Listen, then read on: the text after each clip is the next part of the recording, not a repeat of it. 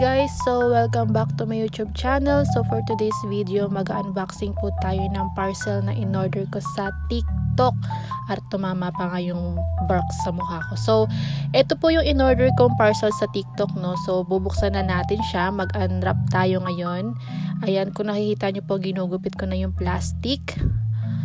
Ayan. So, ito yung mga nagtitrending or yung mga nagva-viral na pagkain sa TikTok, no? So, bibigyan natin siya ng rate. So, ayan, naka-bubble wrap siya and then naka double-sided or naka-packaging tape pa siya, no? Para nga naman safe na safe yung in-order natin, no, kapag dumating sa atin.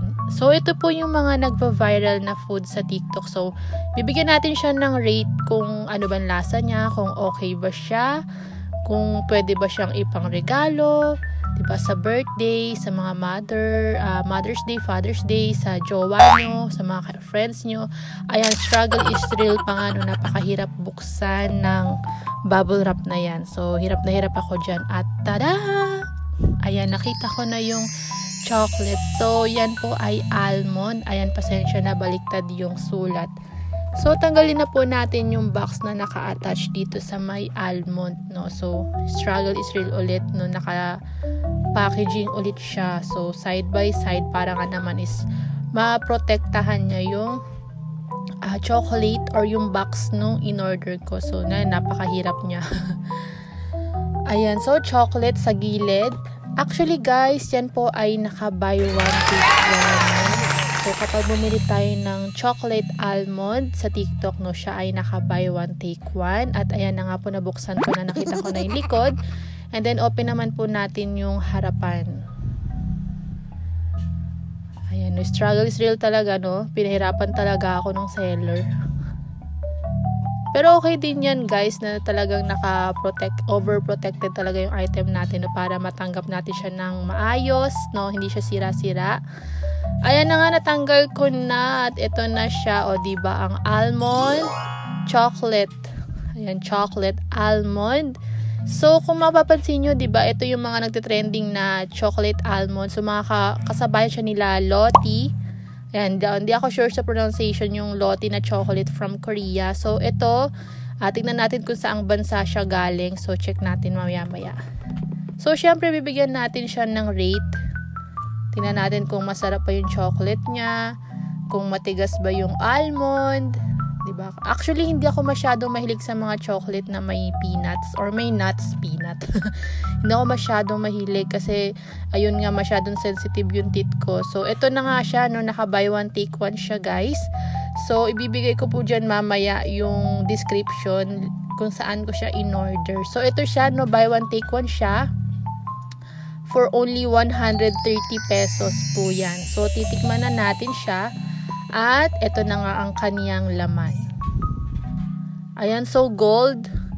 So, I expecting na meron siyang parang naka-divider na lagayan. Tulad dun sa chocolate Lottie, no? Pero, nung inopen ko siya, so, ganito po ang itsura ng kaniyang laman.